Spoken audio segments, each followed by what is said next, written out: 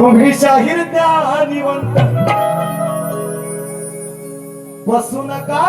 मुळीच शांत वाचा पहिला जाऊन ग्रंथ मनी घोलवा घोलवा घोलवा हो नाव तुमचं आहे मोठं मग नका बोलू चुकून खोट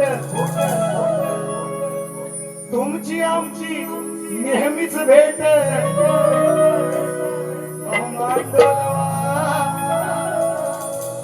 डोकं चालवा